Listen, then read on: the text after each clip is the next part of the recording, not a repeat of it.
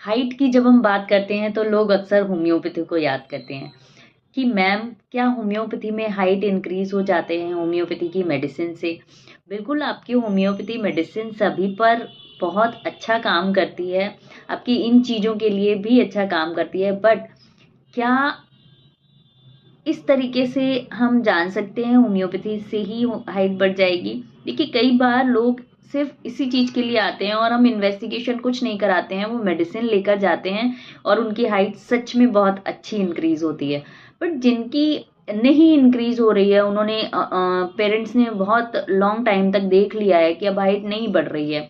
क्यों नहीं बढ़ रही है? कई बार ऐसी बच्चियां आती हैं जिनको पीरियड स्टार्ट होता है, तो उनके पेरेंट्स को लगता है पीरियड स्टार्ट हो गया है, अब बच्चे की हाइट नहीं बढ़ेगी। क्या ऐसा है? ऐसा बिल्कुल नहीं है।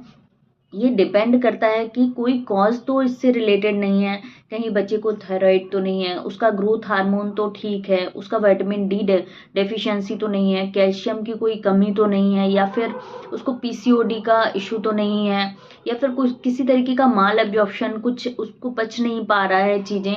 बहुत सी चीज़ें हैं जो इन्वेस्टिगेशन के जरिए पता की जा सकती हैं। जेनेटिक फैक्टर बहुत डिपेंड करता है कि पेरेंट्स की हाइट कितनी है या फिर उनके ग्रैंड पेरेंट्स की हाइट कितनी। कई बार बच्चे अपने पेरेंट्स की हाइट पर नहीं जाते हैं, ग्रैंड पेरेंट्स की हाइट पर चले जाते हैं। तो बिल्कुल डिपेंड करता है। बाकी जांचों में हम कई बार हम बच्चों की जो एक ग्रोथ प्लेट्स होती हैं बोन्स में, वो फ्यूज हो जाती हैं, उसके बाद हाइट बढ़ना मुश्किल हो जाता है। वो फिर हम इन्वेस्टिगेशन एक्सरे के द्वारा ही पता लगाते हैं। बहुत जल्दी ये फ्यूज नहीं होती हैं। कई बार हमने 19-20 साल के लड़कों को लड़कियों को इस तरीके के डोजेस दिए हैं जिनकी हाइट बहुत अच्छी इंक्रीज हुई है।